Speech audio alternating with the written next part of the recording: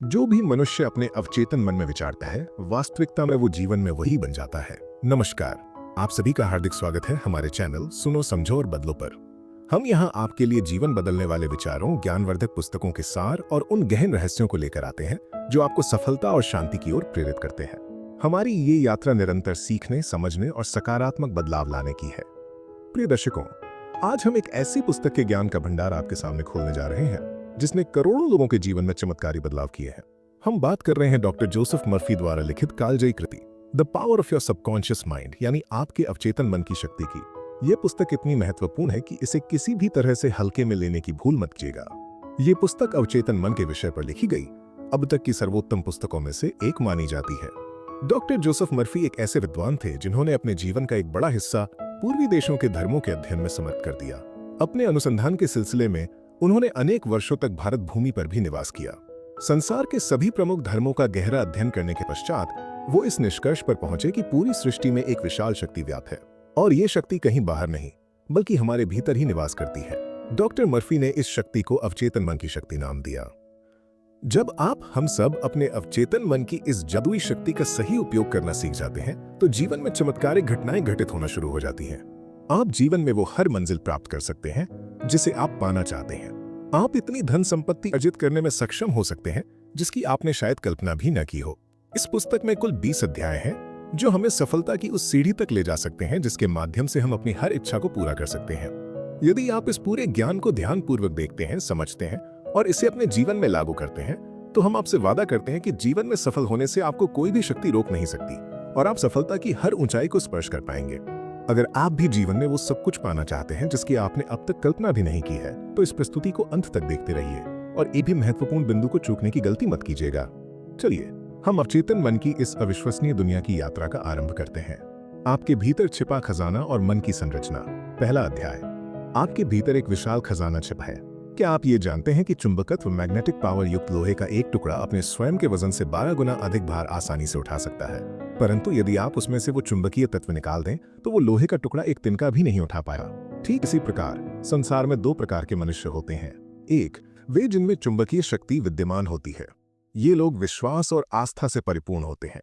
इन्हें ये ज्ञात होता है कि वे अवश्य विजयी होंगे और जीवन में सफल होंगे। वे आत्मविश्वास से भरे होते हैं। दूसरे, वे जिनमें चुंबकीय तत्व नहीं होता।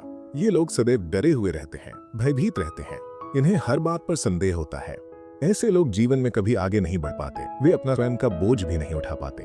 आप भी एक चुंबकीय व्यक्ति बन सकते हैं। बस इसके लिए आपको इतिहास के सबसे बड़े रहस्य अवचेतन मन की शक्ति को समझना होगा, इसे समझना होगा और इसे अपने जीवन में कार्यान्वित करना आरंभ करना होगा। मन की वास्तविक संरचना। अब हम ये समझेंगे कि ये अवचेतन मन वास्तव में क्या है। आपका मस्तिष्क वास्तव में एक ही है, परंतु इसके दो विशिष्ट भाग हैं। इन दोनों भागों की विशेषताएं, इनके कार्य, उनकी गुणवत्ताएं एक दूसरे से पूरी तरह भिन्न है। पहला भाग है चेतन मन, कॉन्शियस माइंड। दूसरा भाग है अवचेतन मन, सबकॉन्शियस माइंड। जो मन सतह पर दिखाई देता है, यानी जिस तरह से आप दुनिया के सामने प्रस्तुत होते हैं, वो आपका चेतन मन है। और जो मन आपके भीतर है, जो दिखाई नहीं देता, वो आपका अवचेतन मन है। चेतन मन आपके मस्तिष्क की केवल 10% शक्ति रखता है। ये आपका तार्किक मस्तिष्क, लॉजिकल ब्रेन है। ये हमारे पांचों इंद्रियों, 5 सेंसेस से सूचनाएं ग्रहण करता है या अनुभव के आधार पर निर्णय लेता है। चेतन मन ही वो मन है जो समझ, अंडरस्टैंडिंग और तर्क पर काम करता है। इसके विपरीत अवचेतन मन के पास आपके मस्तिष्क की 90% शक्ति होती है। ये आपके नियंत्रण में होता है। ये आपके शरीर की अनैच्छिक क्रियाओं, अनकॉन्शियस एक्शंस को नियंत्रित करता है, जैसे कि श्वास लेना, हृदय की धड़कन और रक्त संचार। सफलता प्राप्त करने वाले लोग या परीक्षा में अव्वल आने वाले छात्र वे होते हैं जो चेतन मन और अचेतन मन दोनों का इस्तेमाल करते हैं, यानी 100% शक्ति का। जबकि जो लोग कमजोर होते हैं वे केवल चेतन मन 10% का उपयोग करते हैं। चेतन मन कप्तान है, अवचेतन मन अनुचर। दूसरा अध्याय। आपका स्वयं का मस्तिष्क कैसे काम करता है। चेतन मन और अवचेतन मन एक दूसरे से किस प्रकार जुड़े हुए हैं, इसे एक अत्यंत महत्वपूर्ण उपमा, एनालॉजी से समझा जा सकता है। कल्पना कीजिए कि आपका चेतन मन एक जहाज के कप्तान की तरह है। ये कप्तान जहाज का नाविक भी होता है। कप्तान केवल नीचे इंजन कक्ष में बैठे कर्मचारियों को आदेश देता है। ये कर्मचारी सभी बॉयलर, मशीनें और उपकरण चलाते हैं। इंजन कक्ष में काम करने वाले कर्मचारियों को ये ज्ञात नहीं होता कि जहाज कहाँ जा रहा है या किस दिशा में जा रहा है। वे केवल कप्तान के आदेशों का पालन करते हैं। यदि कप्तान उन्हें अपने कंपास, दिशा सूचक या अन्य उपकरणों के आधार पर गलत या अधूरे आदेश भी देता है तब भी वे बिना किसी प्रश्न के उस आदेश का पालन करते हैं। यदि जहाज किसी पर्वत से टकरा भी जाए तो भी वे प्रश्न नहीं कर सकते। उनका काम केवल आदेशों का अक्षरशः पालन करना है। ठीक इसी प्रकार आपका चेतन मन उस जहाज का कप्तान और नाविक है।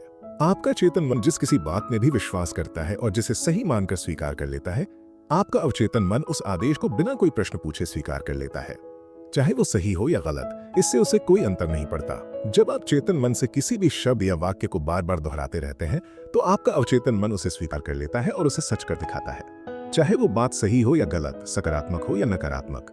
मन का बगीचा, विचारों का रोपण। आप मान लीजिए कि आपका मस्तिष्क एक उद्यान है और आप उस उद्यान के मालिक हैं। अब आपके उद्यान में कौन सी फसल उगेगी?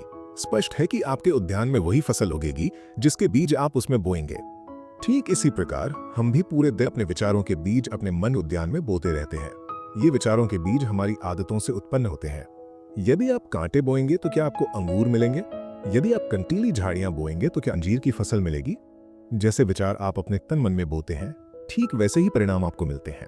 यहाँ सबसे महत्वपूर्ण बात यह है कि आपको चेतन मन में सकारात्मक और अच्छे विचार क्यों सोचने चाहिए। उत्तर यह है कि क्योंकि अवचेतन मन सही और गलत में भेद नहीं कर सकता। वह केवल चेतन द्वारा सोचे गए विचारों को वास्तविकता प्रदान करने का कार्य करता है। उदाहरण के लिए, यदि कोई व्यक्ति किसी पर बहुत अधिक क्रोधित है और उसका क्रोध इतना बढ़ गया है कि वो उस व्यक्ति को मारना चाहता है और वो बार बार ये कहता रहता है कि मैं उसे मार दूंगा, मैं उसका खून कर दूंगा। बार बार इन बातों को कहने के कारण ये सही बातें उस व्यक्ति के अवचेतन मन में गहराई से अंकित हो जाती हैं।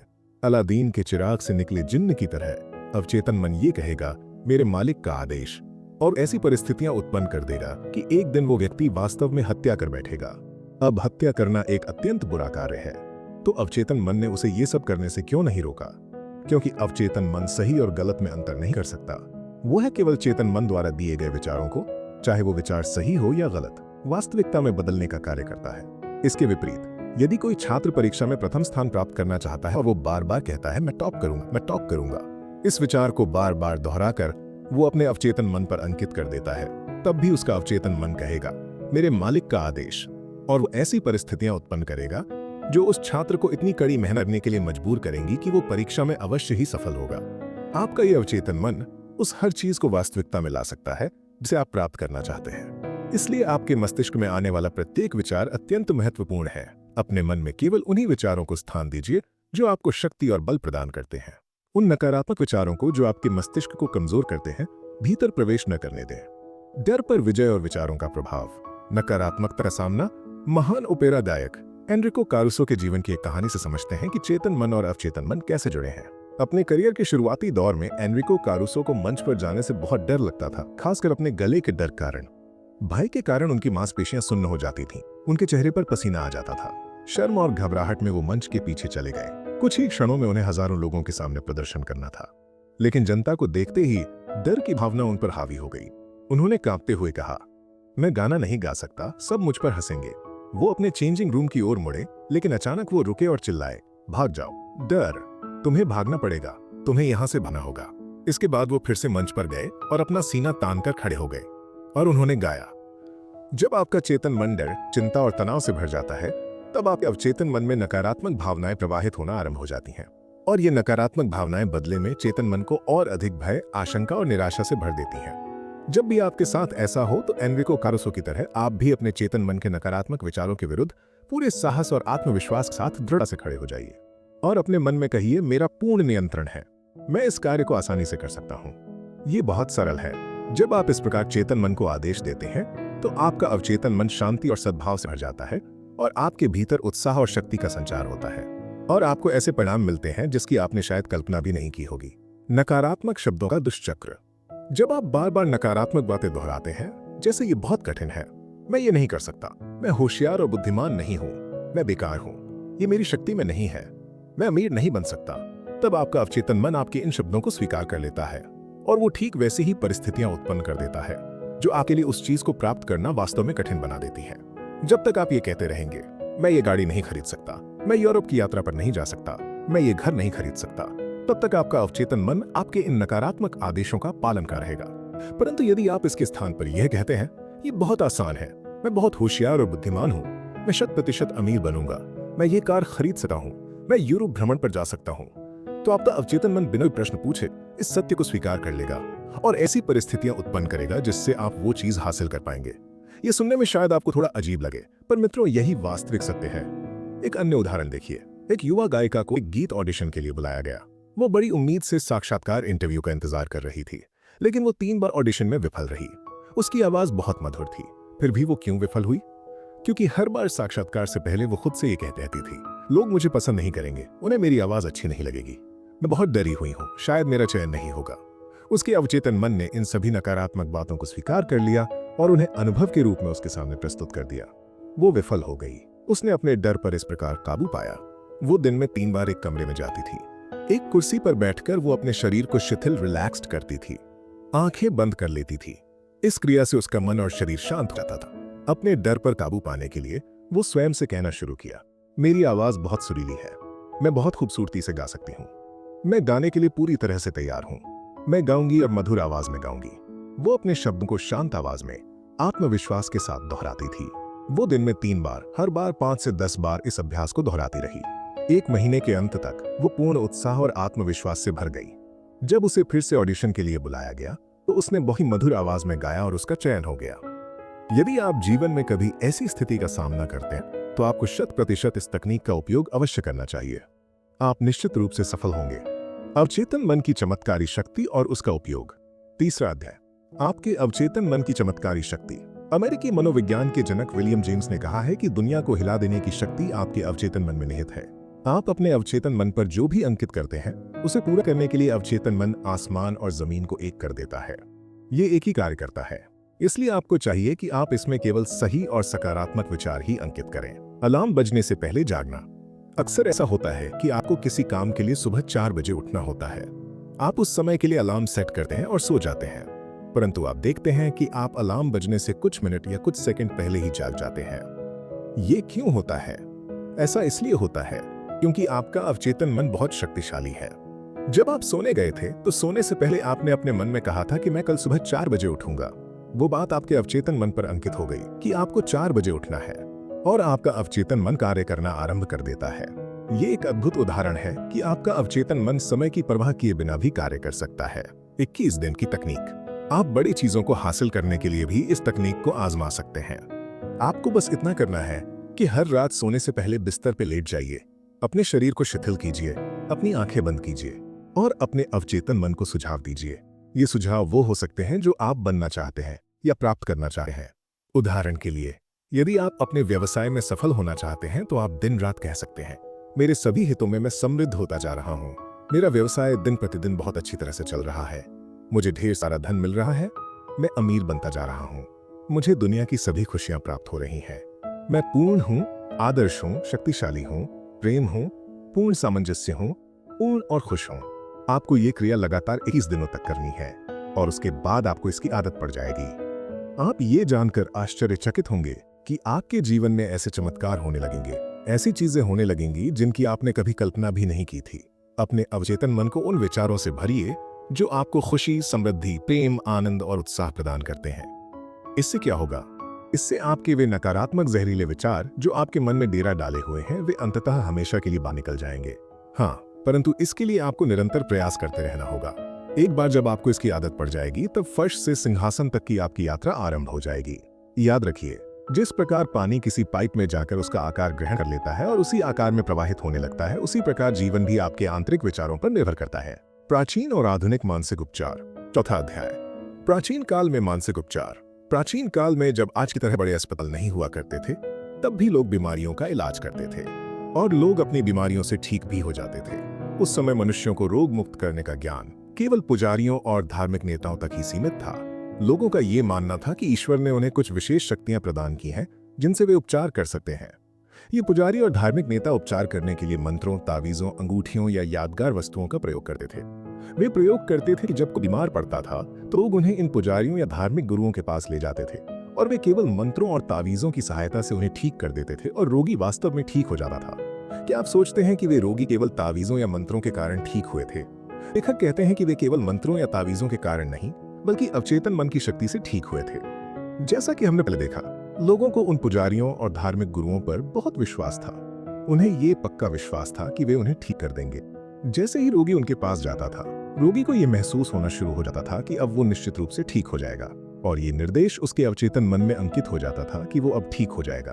और जैसा कि हम पहले ही समझ चुके हैं कि अवचेतन मन पर अंकित विचार वास्तविकता का रूप ले लेता है, और इसी कारण वे रोगी ठीक हो जाते थे। हमारा अवचेतन मन इतना शक्तिशाली है कि वो आपकी हर बीमारी को ठीक कर सकता है। आपका जितना अधिक विश्वास होगा उतनी ही जल्दी आपको परिणाम प्राप्त होंगे। 5वां अध्याय, आधुनिक युग में मानसिक उपचार। जिस प्रकार प्राचीन काल में पुजारी और धार्मिक गुरु लोगों का उपचार करते थे, उसी प्रकार आज के आधुनिक युग में उपचार के लिए डॉक्टर और अस्पताल हैं। लेकिन एक पुरानी कहावत है कि डॉक्टर घाव पर पट्टी बांधता है और ईश्वर उसे भरता है। यहाँ ईश्वर शब्द का प्रयोग वास्तव में अवचेतन मन के लिए किया गया है। कोई भी डॉक्टर या सर्जन ये पूर्ण दावा नहीं कर सकता कि उसने ही रोगी को पूरी तरह से ठीक किया है। उपचार की शक्ति एक ही है, हालांकि उसे अलग अलग नाम दिए जाते हैं, जैसे प्रकृति, जीवन, ईश्वर, रचनात्मक ज्ञान, परंतु वास्तव में ये सभी अवचेतन शक्ति की ओर ही इशारा करने के अलग अलग तरीके हैं। 2 अद्भुत उदाहरण। एक रोगी था जिसकी जीभ लकवाग्रस्त पैरालाइज हो गई थी। उसके डॉक्टर ने रोगी से कहा कि उनके पास एक नया उपकरण है जिससे उन्हें विश्वास है कि वो ठीक हो जाएंगे। डॉक्टर ने रोगी के मुंह में एक पॉकेट थर्मामीटर रख दिया। रोगी ने नए उपकरण की कल्पना की। कुछ ही मिनटों के भीतर वो खुशी से चिल्ला उठा कि उसकी जीभ ने फिर से काम करना शुरू कर दिया है। एक अन्य उदाहरण में एक युवती डॉक्टर के पास आई और पत्र लिखकर बताया कि उसकी आवाज पिछले 4 सप्ताहों से बंद हो गई है। डॉक्टर ने उसकी जांच की और पाया कि यह सच है। डॉक्टर ने उसे बताया कि खोई हुई आवाज कभी कभी बिजली इलेक्ट्रिसिटी के अनुप्रयोग से वापस आ जाती है और ये चाल सुझाव के प्रभाव से आसानी से काम कर सकती है। उन्होंने बिजली की मशीन मंगवाई और केवल उसका स्विच दबाकर उसे यह महसूस कराया कि उसे एक शॉक दिया जा रहा है, जबकि वास्तव में उसे कोई शॉक नहीं दिया गया था। बाद में डॉक्टर ने रोगी के अवचेतन मन को कुछ निर्देश दिए, जैसे अब तुम जोर से बोल सकती हो। डॉक्टर ने उसे अक्षर अ, फिर ब और बाद में या बोलना सिखाया। उसने धीरे धीरे बोलना शुरू किया। खोई हुई आवाज लौट आई। इन दोनों ही उदाहरणों में किसी दवा का प्रयोग नहीं किया गया, फिर भी दोनों रोगी ठीक हो गए। ऐसा इसलिए हुआ क्योंकि डॉक्टर केवल उनके अवचेतन मन को यह विश्वास दिलाने में सफल रहे कि वो जिस भी चीज का प्रयोग कर रहे हैं उससे वे निश्चित रूप से ठीक हो जाएंगे। उनके अवचेतन मन ने इसे स्वीकार कर लिया और उन्हें ठीक कर दिया। इसे ही प्लेसिबो प्रभाव या विश्वास प्रणाली भी कहा जाता है। वैज्ञानिक हमें बताते हैं कि 11 महीनों में आपका शरीर पूरी तरह से नया हो जाता है। हमारे शरीर में लाखों कोशिकाएं हर समय बदलती रहती हैं। वे प्रतिदिन मरती हैं और उनके स्थान पर नई बनती हैं। हर 11 महीनों में हमारे पूरे शरीर की कोशिकाएं पूर्ण रूप से नष्ट हो जाती हैं और उनके स्थान पर नई बन जाती हैं। इसका अर्थ यह है कि भौतिक दृष्टिकोण से आप केवल 11 महीने पुराने हैं। यदि आप क्रोध, ईर्ष्या और द्वेष के विचारों को अपने शरीर में वापस आने देते हैं तो इसके लिए आपके अलावा और कोई दोषी नहीं है। ठीक उसी प्रकार जैसे अंधेरे से छुटकारा पाने का मार्ग प्रकाश है, ठंड से छुटकारा पाने का मार्ग गर्मी है, उसी प्रकार नकारात्मक सोच से छुटकारा पाने का मार्ग सकारात्मक विचार रखना है। अच्छे की घोषणा कीजिए, बाई अपने आप दूर हो जाएगी। मन चाहे परिणाम प्राप्त करना और धन चेतना। 6वां अध्याय, मन चाहे परिणाम कैसे प्राप्त करें। अपने अवचेतन मन को सक्रिय करने का सबसे उत्तम समय है सोने जाने से ठीक पहले और जागने के ठीक बाद। ऐसा इसलिए है क्योंकि सोने से ठीक पहले और जागने के तुरंत बाद आपका अवचेतन मन सबसे अधिक शक्तिशाली होता है। इस अवस्था में वे नकारात्मक विचार और चित्र जो आपकी इच्छाओं को नकारते हैं और आपके अवचेतन मन द्वारा उनके स्वीकार किए जाने को रोकते हैं, वे अब मौजूद नहीं रहते। जब आप अपनी इच्छा के पूरा होने की वास्तविकता की कल्पना करते हैं और उसकी उपलब्धि से रोमांचित महसूस करते हैं, तो आपका अवचेतन मन आपकी इच्छाओं को पूरा कर देता है। स्वास्थ्य की भावना से स्वास्थ्य का जन्म होता है, धन की भावना से धन का जन्म होता है। अब आप हमें बताइए, आपकी भावना क्या है? कल्पना, इमेजिनेशन आपकी सबसे बड़ी आंतरिक शक्ति है।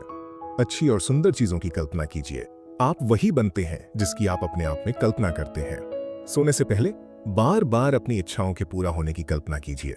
विश्वास कीजिए कि वे इच्छाएं सच हो रही हैं और शांति से सो जाइए और प्रसन्नता से जागिए। एक दिन अवश्य आएगा जब आपकी इच्छा वास्तविकता में सच हो जाएगी।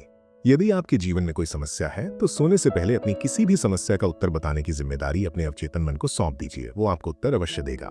7वां अध्याय, धन के लिए अवचेतन मन की शक्ति का उपयोग कैसे करें। धन चेतना, वेल्थ कॉन्शियसनेस विकसित करने का सही तरीका क्या है? आप एक काम कीजिए, हर दिन सोने से पहले और सुबह जागने के बाद 5 मिनट के लिए इन 2 शब्दों को दोहराएं। इन शब्दों में अद्भुत शक्ति है, धन और सफलता। इसे एक लोरी की तरह बार बार कहिए और आप परिणामों को देखकर आश्चर्यचकित रह जाएंगे। धन आपकी ओर बड़े बड़े खंडों की तरह प्रवाहित होने लगेगा। लेखक बताते हैं कि एक बहुत चिंतित व्यवसायी उनके पास आए। उनकी बिक्री और वित्तीय स्थिति बहुत खराब थी। लेखक ने उनसे कहा कि वे अपने दफ्तर में चुपचाप बैठ जाएं और इस वाक्य को बार बार दोहराएं, मेरी बिक्री हर दिन बढ़ रही है। रात को सोने से पहले और सुबह जागने के बाद इस कथन को दोहराते रहने से उनका चेतन और अवचेतन मन एक साथ मिलकर काम करना शुरू कर दिया। कुछ ही हफ्तों के भीतर उन्हें अच्छे परिणाम मिलने लगे। आप भी इसी सूत्र को अपना सकते हैं। कुछ लोग कहते हैं मैंने ये किया लेकिन कुछ नहीं हुआ। उन्हें परिणाम क्यों नहीं मिले? शायद इसलिए क्योंकि 10 मिनट बाद वे फिर से डर के विचारों में खो गए और उन्होंने उस अच्छे विचार को नकार दिया जिसकी उन्होंने घोषणा की थी। जब आप सुबह जमीन में एक बीज बोते हैं और दोपहर तक वो पौधा नहीं बनता, तो क्या आप उसी दिन जमीन खोदकर उसे बाहर निकाल लेते हैं? आप उसे बढ़ने का समय देते हैं। आप उसे जड़ पकड़ने और बढ़ने का अवसर देते हैं। इसी प्रकार जब आप अपने अवचेतन मन को कोई सुझाव देते हैं तो कई बार तत्काल परिणाम ही मिलते। इसलिए आपको उस विचार को अपने अवचेतन मन में अंकित होने का समय देना चाहिए। आपको उस विचार को जड़ पकड़ने और बढ़ने का मौका देना चाहिए। जब धन का विचार आपके अवचेतन मन में जड़ पकड़ लेगा तो आपको इतना धन प्राप्त होगा जितना आपने कभी सोचा भी नहीं होगा। 8वां अध्याय, धन के शाही मार्ग पर कैसे चलें। यहाँ एक सरल तकनीक है जिसका उपयोग आप अपने जीवन में धन को गुणा करने के लिए कर सकते हैं। एक शांत कमरे में जाइए और एक आरामदायक कुर्सी पर बैठ जाइए। अपने शरीर को शिथिल कीजिए और इस कथन को दिन में कई बार दोहराइए। मुझे धन पसंद है, मैं इसे प्रेम करता हूँ, मैं इसका उपयोग बुद्धिमानी से, रचनात्मक रूप से और समझदारी से करता हूँ। मेरे जीवन में धन का निरंतर प्रवाह है, मैं खुश हूँ, मैं इसे खुशी से मुक्त करता हूँ और ये चमत्कारी तरीकों से कई गुना होकर मेरे पास वापस आता है। ये अच्छा है, बहुत अच्छा है। धन मेरे पास विशाल मात्रा में प्रवाहित हो रहा है, मैं इसका उपयोग केवल अच्छे के लिए करता हूँ। मैं अपनी वित्तीय समृद्धि और मानसिक धन के लिए आभारी हूँ। गरीबी में दिन गुजारने का वास्तविक कारण। आपने बहुत से लोगों को देखा होगा जो गरीबी में दिन गुजार रहे हैं। उन्हें अपने मासिक खर्चों को पूरा करने के लिए बहुत संघर्ष करना पड़ता है। क्या आप जानते हैं कि उनके साथ ऐसा क्यों होता है? वे निरंतर उन लोगों की आलोचना करते हैं जिन्होंने जीवन में बहुत सफलता प्राप्त की है और बहुत धन कमाया है। वे सोचते हैं कि अमीर लोग बहुत धूर्त होते हैं, उन्होंने लोगों का खून चूसकर अमीरी प्राप्त की है। वे बेईमान और भ्रष्ट होते हैं और इसीलिए वे हमेशा अमीर लोगों से और उनके धन से घृणा करते हैं। आप अमीर बनना चाहते हैं लेकिन अमीर लोगों और उनके धन से घृणा करते हैं।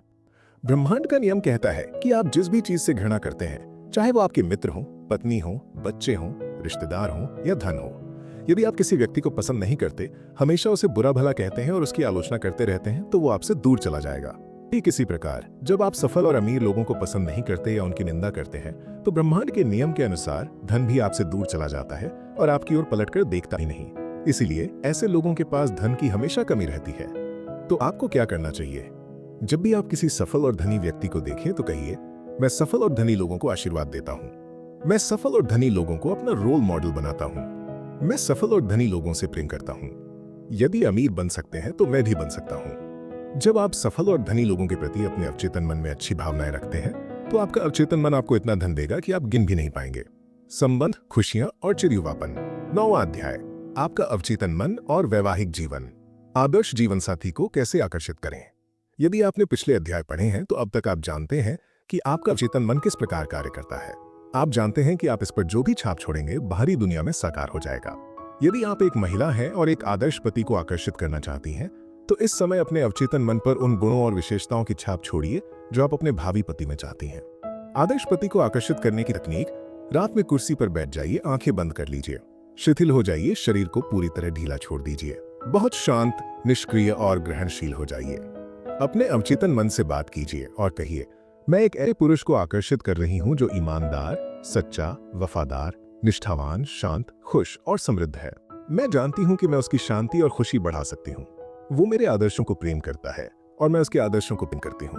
वो मुझे बदलना और नया बनाना नहीं चाहता और न ही मैं उसे बदलना चाहती हूँ। हम दोनों के बीच आपसी प्रेम, स्वतंत्रता और सम्मान है। आदर्श पत्नी को आकर्षित करने की तकनीक। आप अपनी आदर्श पत्नी को आकर्षित करने के लिए निम्नलिखित सकारात्मक घोषणा कर सकते हैं। मैं एक ऐसी महिला को आकर्षित कर रहा हूँ जिसके साथ मेरा तालमेल बहुत अच्छा है। ये महिला वो है जिसके साथ मैं एक आदर्श जोड़ा बनूंगा। वो आध्यात्मिक, समर्पित, वफादार और ईमानदार है, सामंजस्यपूर्ण, शांत और खुश है। हम एक दूसरे के प्रति दृढ़ता से आकर्षित हैं। मैं जानता हूं कि मैं इस महिला को प्रेम, प्रकाश, शांति और खुशी दे सकता हूं। मैं महसूस करता हूं और मानता हूं कि मैं इस महिला के जीवन को अद्भुत बना सकता हूं। मैं अब आदर्श जीवन साथी को स्वीकार करता हूं। अपनी पत्नी की मानसिक तस्वीर को वैसा ही देखिए जैसा उसे होना चाहिए, खुश, स्वस्थ और सुंदर। यदि आप अपने पति की मानसिक तस्वीर को वैसा ही देखते रहेंगे जैसा उसे होना ही है, मजबूत, शक्तिशाली, प्रेम करने वाला, सद्भावना से भरा हुआ और दयालु, तो आप महसूस करेंगे कि आपका वैवाहिक जीवन स्वर्ग बन गया है जो सद्भाव और शांति से भरा है। 10वां अध्याय, मन से हमेशा युवा कैसे रहें। आप उतने ही युवा हैं जितना आप स्वयं को समझते हैं। लेखक डॉक्टर मर्फी बताते हैं कि लंदन के कैक्टस हॉल में उनके एक भाषण के बाद एक सर्जन उनसे मिलने आए और उन्होंने बताया कि उनकी उम्र 84 वर्ष है। वो हर सुबह ऑपरेशन करते हैं और दोपहर में मरीजों को देखते हैं। शाम को वो चिकित्सा वैज्ञानिक पत्रिकाओं के लिए लेख लिखते हैं। उनका दृष्टिकोण ये था कि वो उतने ही उपयोगी थे जितना वो स्वयं मानते थे और उतने ही युवा थे जितने उनके विचार थे। उन्होंने बिल्कुल वही बात कही जो आपने अभी सुनी। ये सच है कि एक व्यक्ति उतना ही युवा होता है जितना वो खुद को मानता है और उतना ही मूल्यवान होता है जितना वो खुद को मानता है। कुछ लोग 30 वर्ष की आयु में ही बूढ़े हो जाते हैं, जबकि कुछ 80 वर्ष की आयु में भी युवा बने रहते हैं। मस्तिष्क सबसे बड़ी शक्ति है। कई महान हस्तियों के उदाहरण हैं। जॉर्ज बर्नार्ड शॉ, जो एक नाटककार थे, 90 वर्ष की आयु में भी सक्रिय थे। रोमन देशभक्त मार्क्स पर्सियस कैटो ने 80 वर्ष की आयु में यूनानी भाषा सीखी। महान जर्मन अमेरिकी कलाकार मैडम अर्नेस्टीन शुमान हैक दादी बनने के बाद अपनी संगीत सफलता के शिखर पर पहुंची। यूनानी दार्शनिक सुकरात ने जब वे 80 वर्ष के थे तो एक वाद्य यंत्र बजाना सीखा। माइकल एंजेलो ने अपने सबसे महान कैनवस को 80 वर्ष की आयु में चित्रित किया। सीओ साइमनाइट्स ने 80 वर्ष की आयु में कविता पुरस्कार जीता। लियोपोल्ड वैन रैंके ने अपने विश्व इतिहास को लिखना आरंभ किया, जिसे उन्होंने 92 वर्ष की आयु में पूरा किया। अल्फ्रेड लॉर्ड टेनिसन ने अपनी सर्वश्रेष्ठ कविता क्रॉसिंग द बार 83 वर्ष की आयु में लिखी। आइजैक न्यूटन ने 85 वर्ष की आयु में भी बहुत मेहनत की। लोगों को एक महान सत्य याद रखना चाहिए। मनुष्य को वही होना चाहिए जो वो अपने हृदय में विचारता है। आप तब बूढ़े होते हैं जब आप जीवन में रुचि खो देते हैं और सपने देखना बंद कर देते हैं। हमेशा युवा बने रहने का केवल एक ही तरीका है मित्रों, जो हमारे चैनल के नाम में भी शामिल है। हाँ, सपने देखते रहिए, क्योंकि सपने सच होते हैं। हैबिट्स और हीलिंग की तकनीकें, हैबिचुअल थिंकिंग और भविष्य। हम अपनी रोजमर्रा की आदतन सोच, हैबिचुअल थिंकिंग से ही अपने भविष्य का निर्माण कर रहे हैं। इसलिए हमें चाहिए कि हम केवल सकारात्मक बातों सुने और सकारात्मक उद्धरणों, पॉजिटिव कोट्स को पढ़ें। आपकी इस आदतन सोच के तंत्र का पैटर्न, न्यूरल पैटर्न्स, आपके अवचेतन मन में तैयार होना शुरू हो जाएंगे और आप सफलता की सीढ़ी चढ़ने लगेंगे। क्षमा की शक्ति। यदि आपको अपना जीवन सुख शांति से जीना है तो आपको अपने नफरत करने वालों को भी क्षमा करना सीखना होगा, क्योंकि जब आप किसी को माफ करते हैं तो आपकी नकारात्मक भावनाएं सकारात्मकता को आकर्षित करती हैं और आपको शांति का अनुभव होता है। यदि आप खुद को या दूसरों को माफ करने के लिए संघर्ष कर रहे हैं तो आप अफर्मेशन का उपयोग कर सकते हैं। सबसे पहले अपने मन को शांत करें, फिर कहें, मैं शांत मन से और अच्छे मन से सबको माफ करता हूँ और अगली बार मैं उसके साथ अच्छे से बर्ताव करूंगा। जिसके साथ मैं अच्छे से बर्ताव करता हूँ वो मेरे साथ भी अच्छे से बर्ताव करता है। मैं अभी अच्छा महसूस कर रहा हूँ। ये घोषणा करते ही आप बहुत अच्छा महसूस करेंगे और आपको आंतरिक शांति मिलेगी। मानसिक अवरोधों को हटाना। हमारा अवचेतन मन हमारे मानसिक अवरोधों, मेंटल ब्लॉक्स यानी सीमाओं को हटा सकता है। यदि हम अपनी नई आदतों को बनाना और पुरानी आदतों को छोड़ना सीख गए तो हम अपनी पूर्ण क्षमता, फुल पोटेंशियल तक पहुंच सकते हैं। बुरी आदत को छोड़ने के लिए आप क्यू रूटीन रिवॉर्ड फॉर्मूला का इस्तेमाल कर सकते हैं। क्यू संकेत किसी भी आदत का ट्रिगर होता है। रूटीन वो काम है जो आप ट्रिगर मिलते ही करते हैं। रिवॉर्ड वो है जो उसका के बाद आपको मिलता है। उदाहरण के लिए, सिगरेट पीने वाले को जब किसी विशिष्ट जगह पर या अकेले होने पर क्यू ट्रिगर मिलता है तो वो सिगरेट पीता है, रूटीन, और उसे निकोटीन का डोज मिलता है, रिवॉर्ड। हमें इस पूरी स्थिति से बचना होगा और अपने मस्तिष्क को दूसरे सकारात्मक कार्य में लगाना होगा। डर को दूर करना। हम किसी भी डर को अवचेतन मन की मदद से दूर कर सकते हैं। लेखक एक छोटे बच्चे का उदाहरण देते हैं जो एक बार स्विमिंग पूल में गिरने के कारण पानी से बहुत डरता था। उसकी माँ उसे लेखक के पास लाई। लेखक ने बच्चे को कहा, बेटा, तुम अपने मन को शांत करके 1 मिनट के लिए गहरी सांस लो और कल्पना करो कि तुम तैर रहे हो। वो बच्चा कल्पना करते समय थोड़ा डर रहा था, लेकिन 2-3 बार करने से वो सहज कंफर्टेबल महसूस करने लगा। फिर उस बच्चे ने महसूस किया कि पानी बहुत ठंडा है और उसकी बॉडी पानी में बहुत हल्की हो गई है। इस तरह उस छोटे बच्चे का डर निकल गया और केवल 2 महीनों में उसने तैराकी सीख ली। इसी तरह आप भी अपने किसी भी डर को दूर करने के लिए विजुअलाइजेशन और शांत मन का उपयोग कर सकते हैं। हमेशा जवान रहना। आप सोचेंगे कि आप अपनी लाइफ में हमेशा फुल स्पिरिट में कैसे रह सकते हैं। हमारा शरीर समय के साथ बूढ़ा होता है, परंतु आपकी आत्मा नहीं, और आपकी आत्मा ही आपका अवचेतन मन है। आप प्रतिदिन ये घोषणा दोहरा सकते हैं, मैं दिन ब दिन जवान होता जा रहा हूँ और मेरे शरीर में बहुत ज्यादा फुर्ती आ रही है। इस घोषणा को दिन में कई बार दोहराइए और अवचेतन मन का जादू आपको और भी जवान बना देगा। प्रिय दर्शकगण, हमने इस पुस्तक के ज्ञान का सार आपके समक्ष प्रस्तुत किया है। डॉक्टर जोसेफ मर्फी हमें अंत में ये सार केवल एक पंक्ति में बताते हैं, जो भी मनुष्य अपने अवचेतन मन में विचारता है, वास्तविकता में वो जीवन में वही बन जाता है। ये पुस्तक इतनी उत्कृष्ट है कि इसे केवल एक बार पढ़ने से काम नहीं चलेगा। इसे बार बार पढ़ा जाना चाहिए ताकि इस पुस्तक की सामग्री हमारे हृदय और मन की गहराई तक पहुंच सके और हम अवचेतन मन की शक्ति का अधिकतम लाभ उठा सकें। याद रखिए, आप इस धरती पर इसलिए पैदा हुए हैं ताकि आप खुश रह सकें और जीवन की सभी सुख सुविधाओं का अनुभव कर सकें। आपका सबकॉन्शियस माइंड आपके लिए योजनाएं, स्वास्थ्य, धन और सफलता जो चाहे वो दे सकता है। जीवन की जटिलताओं में फंसने के बजाय हमें भीतरी दुनिया इनर वर्ल्ड और बाहरी दुनिया आउटर वर्ल्ड के बीच के तालमेल को समझना होगा। जब आपका फोकस आपके विचारों पर होगा तब आप अपने भीतर की भावनाओं को महसूस करेंगे। इसलिए अच्छी चीजों पर ध्यान केंद्रित कीजिए, क्योंकि तभी आप खुश रहेंगे। आप सभी के लिए सफलता के 3 महत्वपूर्ण सूत्र। वो काम करें जो आपको सबसे ज्यादा अच्छा लगता है। जब तक आप किसी काम को पूरे दिल से नहीं करते और उसे पसंद नहीं करते, तब तक आप खुद को सफल नहीं मान सकते। किसी एक क्षेत्र में महारत हासिल करें। आपको किसी एक क्षेत्र में इतना निपुण होना चाहिए कि आप लोगों की आवश्यकताओं को पूरा कर सकें। अपनी सफलता में मानवता का योगदान देखें। आपको सिर्फ अपनी सफलता को ही नहीं देखना है, बल्कि लोगों को भी सफल बनाना होगा। आपकी सफलता इंसानियत के लिए एक बड़ा योगदान होनी चाहिए। आप सभी का हृदय से धन्यवाद कि आपने अपना बहुमूल्य समय हमें दिया और इस गहन ज्ञान को सुना, समझा। हम आशा करते हैं कि आपको ये प्रस्तुति बहुत पसंद आई होगी और आपको अपने अवचेतन मन की शक्ति के बारे में नई जानकारी मिली होगी।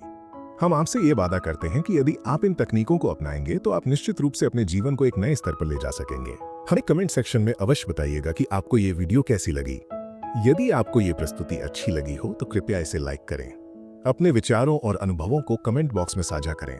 और हाँ, यदि आप पहली बार हमारे चैनल पर आए हैं तो सुन, समझो और बदलो को सब्सक्राइब करना बिल्कुल न भूलें, क्योंकि हम आपके लिए ऐसे ही जीवन बदलने वाले पुस्तक, सार और ज्ञान की श्रृंखला निरंतर लाते रहते हैं। इस ज्ञान को अन्य लोगों के साथ भी साझा करें, क्योंकि ये वीडियो दूसरे लोगों के जीवन में भी सकारात्मक बदलाव लाने में मदद कर सकती है। स्वस्थ रहें, मुस्कुराते रहें और सबसे महत्वपूर्ण सपने देखते रहें, क्योंकि सपने सच होते हैं। जल्दी मिलेंगे और भी बेहतर वीडियो के साथ।